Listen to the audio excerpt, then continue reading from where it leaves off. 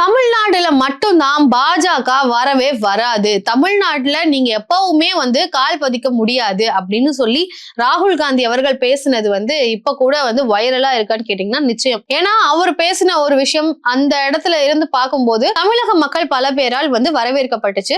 அதே மாதிரியான ஒரு மாநிலமாக இருக்கு அப்படின்னு பாத்தீங்கன்னா எல்லா நேரங்கள்லயும் தமிழ்நாட்டோட வெஸ்ட் பெங்கால கம்பேர் பண்ண முடியாது. ஆனா இந்த ஒரு பாயிண்ட்ல மம்தா பானர்ஜி அவர்களினுடைய ஒரு தலைமையினாலேயே பாஜகவுக்கு வெஸ்ட் பெங்கால்ல இடம் இல்லை அப்படின்ற ஒரு சூழலை உருவாக்கி வச்சிருக்கிறாங்க மம்தா அவர்கள். கிட்டத்தட்ட அவங்கள பொறுத்த வரைக்கும் தமிழ்நாட்டுல எப்படி ஜெயலலிதா அப்படின்ற ஒரு பெண் முதல்வர் இருந்தப்போ அவங்களுக்குன்னு ஒரு ஆளுமை திறன், அவங்களுக்குன்னு அந்த ஒரு கிரிட் அப்படின்றதுலாம் இருந்தது இல்லையா, அந்த மாதிரியான ஒரு நபராகத்தான் மம்தா பானர்ஜி அவர்களும் பார்க்கப்படுறாங்க. சோ ஏன்னா அந்த அளவுக்கு சென்ட்ரல் கவர்மெண்ட்டை துணிச்சலாக எதிர்க்கக்கூடிய ஒரு நபரா இருக்கிறாங்க. இப்போ வெஸ்ட் பெங்காலையும் எலெக்ஷன்ஸ் போயிட்டு இருக்கு, அதையும் நம்ம கவனிச்சுட்டு தான் இருக்கிறோம். சோ வெஸ்ட் பெங்கால்ல என்ன மாதிரியான நிலவரம் இருக்கு அப்படின்னு பார்க்கும்போது அங்க மம்தா பானர்ஜி அவர்கள் தொடர்ந்து ஆட்சியில இருந்தது காரணமாக இப்ப எப்படி திமுகவுக்கு ஒரு ஆன்டி இன்கம்பன்சி ஒரு எதிர்ப்பு இருக்கோ அதே மாதிரி மம்தா பானர்ஜி அவர்களுக்கும் அங்க எதிர்ப்பு இருக்கு. சோ அப்போ பாஜக ஈஸியா உள்ள வந்துடலாமான்னு கேட்டீங்கன்னா அதுதான் இல்ல, அங்கதான் ட்விஸ்ட். பாஜகவுக்கு இப்ப கூட அங்க சவாலா தான் இருக்கு. மம்தா பானர்ஜி அவர்கள் ஆன்டி இன்கம்பன்சி இருந்த போது கூட பாஜகவுக்கு அங்க கால் ஊன்றது ஒரு சவாலான விஷயமா மாத்தி வச்சிருக்காங்க. அதுக்கு காரணமா 4 ரீசன்ஸ் இருக்கு. என்னென்ன ரீசன் பாத்தீங்கன்னா, முதல்ல பெங்காலி மக்களுடைய கல்ச்சரோடையும் பெங்காலி ஓட்டர்ஸினுடைய அந்த எண்ண ஓட்டத்தோடையும் கனெக்ட் பண்றதுல பாஜகவுக்கு சிரமம் இருக்கு. First reason. செகண்ட் ரீசன் பாத்தீங்கன்னா பாஜக சொல்லக்கூடிய இமிகிரேஷன், அதாவது பங்களாதேஷ்ல இருந்து இஸ்லாமியர்கள் இல்லீகலா உள்ள நுழையிறாங்க அப்படின்றத நாடு முழுவதும் அவங்க பிரச்சாரமா வச்சாங்க. அந்த ஒரு விஷயம் பெரிய அளவு பெங்காலி ஓட்டர்ஸ் கிட்ட எடுபடல. மூணாவது பாத்தீங்கன்னா எஸ்ஐஆர்னால அவங்க மேல இருந்த அந்த ஒரு கோபம், எஸ்ஐஆர்ல நிறைய பேருக்கு ஓட்டு போயிடும், அதுல குறிப்பா பங்களாதேஷ்ல இருந்து வர்றவங்களுக்கு ஓட்டுரிமை கிடைச்சிடும் அப்படின்னு எல்லாம் சொன்னது பெரிய அளவு பாஜகவை வச்ச அந்த கேம்பெயின் மக்கள் மத்தியில எடுபடல. நாலாவது பாத்தீங்கன்னா ரூரல் ஜாப் ஸ்கீம், அதாவது NREG national rural employment guarantee programme. இது கவர்மெண்ட் ஆர்டரா GOIல வந்திருந்தது.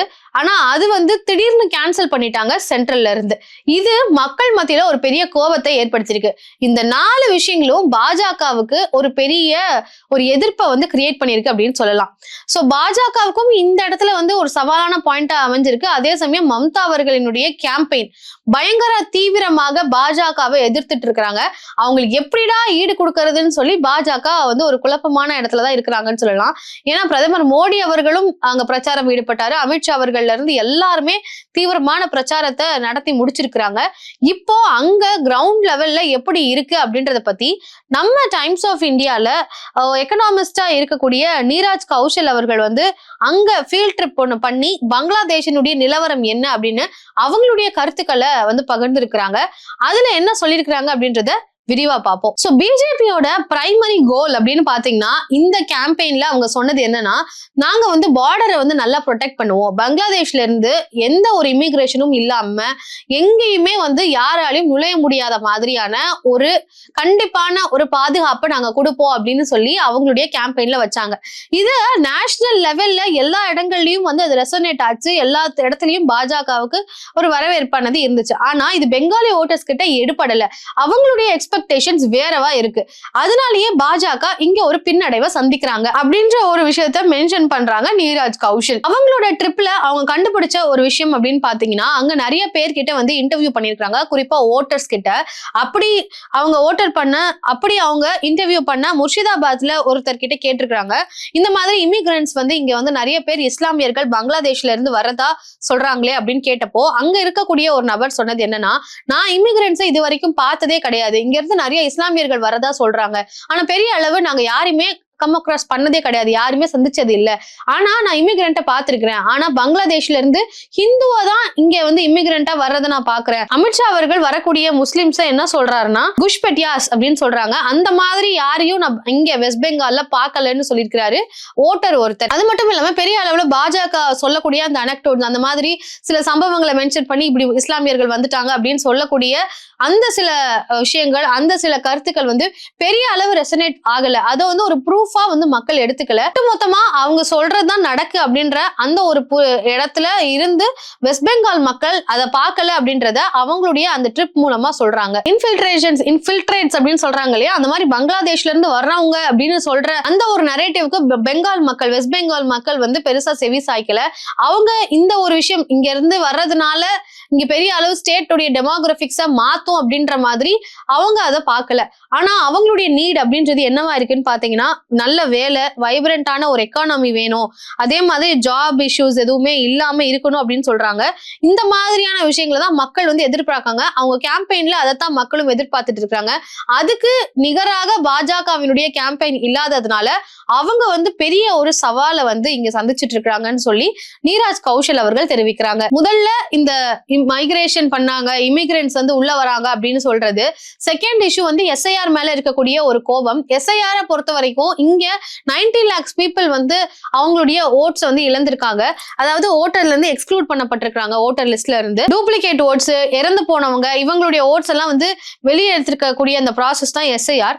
சோ அந்த எஸ்ஐஆர் ப்ராசஸ்னால பல பேருக்கு வந்து வாக்குகள் வந்து போயிருக்கு அப்படின்ற மாதிரி மக்கள் வந்து அங்க அதை அப்படித்தான் வந்து ரிசீவ் பண்றாங்க. அதுக்கு காரணம் பல பாலிட்டிஷியன்ஸினுடைய அந்த ஒரு கேம்பெயின்.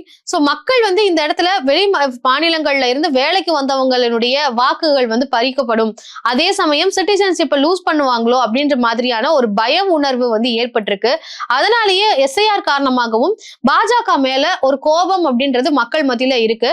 குறிப்பா இஸ்லாமியர்களை பொறுத்த வரைக்கும் அவங்களுக்கு திரிணாமுல் காங்கிரஸ் மேலையும் காங்கிரஸ் கிட்டையும் அதே லெஃப்ட் ஃப்ரண்ட் கிட்ட தான் அவங்களுடைய ஓட்டு போகும் அப்படின்னு பாஜகவே வந்து நம்புறாங்க. பாஜகவுக்கு அவங்க ஓட்டு போட போறது கிடையாது, குறிப்பா இஸ்லாமியர்கள் அப்படின்றது.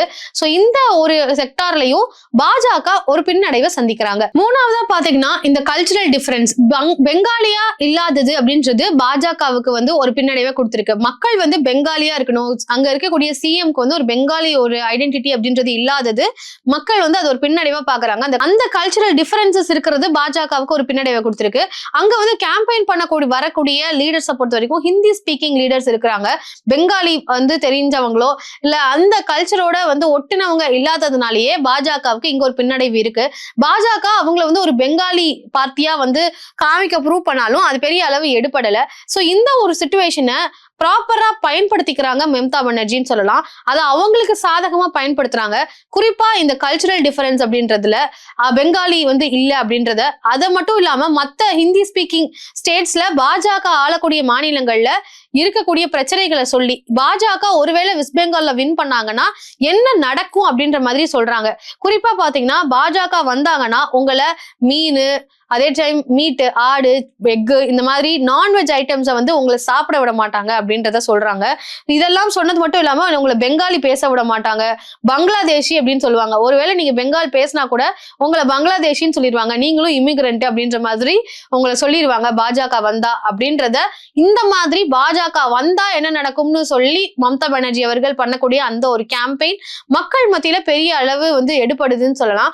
இதுக்கு கவுண்டர் கொடுக்கிற வகையில அங்க பாஜகவினுடைய கேம்பெயின்ல பல விஷயங்களை வந்து பேசிட்டு இருக்காங்க அங்க கேண்டிடேட்ஸ். குறிப்பா பாத்தீங்கன்னா மம்தா பானர்ஜி அவர்களுக்கு சவால் விடுற வகையில அப்படியெல்லாம் இல்ல, அந்த குறிப்பா நான்வெஜ் சாப்பிட விட மாட்டாங்கன்னு சொல்றதுக்கு ஒரு கவுண்டரா அவங்க தரப்புல இருந்து சொல்லப்பட்டு இருக்கு. ஈஸியான ஒரு ரெஸ்பான்ஸா வந்து மம்தா அவர்கள் வைக்கக்கூடிய இந்த ஒரு அலிகேஷன்ஸ்க்கு எல்லாத்துக்குமே சிரிச்சுட்டு போயிடணும் அப்படின்ற மாதிரி சிரிக்கிற மாதிரியான ஒரு பதில்களை தான் வந்து கொடுத்துட்டு இருக்காங்க. ஹிமந்தா பிஸ்வா சர்மா அசாமினுடைய சிஎம் இங்க பாஜகவினுடைய ஆக்டிவான ஒரு கேம்பெயினரா இருந்துட்டு இருக்காரு. மம்தா வந்து நான் மீட் ஈட்டிங் சேலஞ்சுக்கு வந்து கூப்பிடுறேன், அங்க வந்து கண்டெஸ்ட் பண்ண அவங்க தயாரா, நான் வந்து 2 கிலோ கறி சாப்பிடுவேன், மம்தா அவர்கள சாப்பிட முடியுமா அப்படின்ற மாதிரி, நாங்க அப்படிலாம் இல்ல, மீட் எல்லாம் சாப்பிட விடுவோம் அப்படின்னு சொல்லி பாஜகவினுடைய கேம்பெயினர் வந்து கேம்பெயின் பண்றாங்க.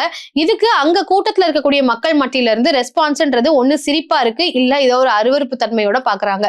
சோ அங்க இரண்டு வகையிலுமே பாஜகவினுடைய கேம்பெயினுக்கு ரெஸ்பான்ஸ் இருக்கு. ஆனா பெரிய அளவு ஆதரவு அலைன்னு இருக்கான்னு கேட்டீங்கன்னா இல்ல. ஃபைனலா மம்தா அவர்கள் கேம்பெயின்ல சொல்லக்கூடிய அந்த ஸ்லோகன் என்னன்னா, போடோல் நோய் போத்லா சாய் அப்படின்னா என்னன்னா, சேஞ்சை விட ரிவெஞ்ச், சேஞ்ச் இல்ல, இது வந்து ரிவெஞ்ச் அப்படின்னு சொல்றாங்க.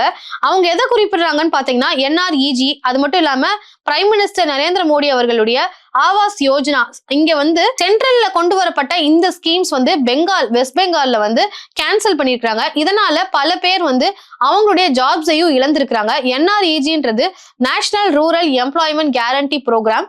இந்த ப்ரோக்ராம் மூலமாக கிட்டத்தட்ட 1.2 crore ஹோல்டர்ஸ் வந்து இந்த ஜாப் கார்ட்ஸ் வந்து வச்சிருந்தாங்க. இதை திடீர்னு கவர்மெண்ட் வந்து ஸ்டாப் பண்ணதுனால, வெஸ்ட் பெங்கால்ல ஸ்டாப் பண்ணதுனால இந்த 1.2 crore ஜாப் ஹோல்டர்ஸ், அந்த கார்டு வச்சிருக்கக்கூடிய ஹோல்டர்ஸ்க்கு வந்து ஜாப் இல்லாம வந்து போயிருச்சு. இது அவங்களுக்கு ஒரு கோபத்தை வந்து ஏற்படுத்தியிருக்கு. சோ இந்த ஒரு சூழல் வந்து இத ரிசர்ச் பண்ணி பார்க்கும்போது இந்த ஜாப் போனதுனால ரூரல் அர்பன்ல இருந்து ரூரலுக்கு பல பேர் வந்து ஷிஃப்ட் ஆயிருக்காங்க. அது மட்டும் இல்லாம பிரதமர் மோடி அவர்களுடைய ஆவாஸ் யோஜனாவை வந்து நிறைய பேருக்கு ஃபண்ட் ரிசீவ் ஆகாம இருக்கிறதுனால அங்கேயுமே வந்து யாரெல்லாம் ஃபண்ட் ரிசீவ் பண்ணாம இருக்காங்களோ அங்கேயுமே அந்த மக்களுக்கு கோபம் வந்து ஏற்படுத்திருக்கு. சோ இது வந்து பாத்தீங்கன்னா இந்த ஆங்கர் வந்து ஒரு ஸ்ட்ராங்கான எமோஷன் அப்படின்னு இருக்கிற பட்சத்துல ஒரு நம்பிக்கையா இருக்கிறாங்க, எங்களுக்கு ஹோப் வேணும், எங்களுக்கு வந்து ஒரு மாற்று நம்பிக்கை வேணும் அப்படின்றத தாண்டி கோபம் அப்படின்றது ஒரு ஸ்ட்ராங்கான எமோஷன். அதனால நிச்சயம் பாஜக இங்க வெற்றி பெற வாய்ப்பில்லை அப்படின்னு சொல்லி நிராஜ் கௌஷல் அங்க பெங்காலினுடைய கள நிலவரத்தை படிச்சு அங்க அவங்க பண்ண ரிசர்ச் மூலமா செய்திகளை கொடுத்திருக்காங்க. சோ இங்க பாஜக வெல்லறதுக்கு வாய்ப்பில்லை அப்படின்ற மாதிரி குறிப்பிட்டிருக்காங்கன்னு சொல்லலாம். இங்க பாஜகவுக்கு இருக்கக்கூடிய சிக்கல்கள் என்ன அப்படின்றத ஒரு 4 பாயிண்ட் அடுக்கி இருக்கிறாங்க. இதை பத்தி உங்களுடைய பார்வை என்ன? கமெண்ட்ல பதிவு பண்ணுங்க.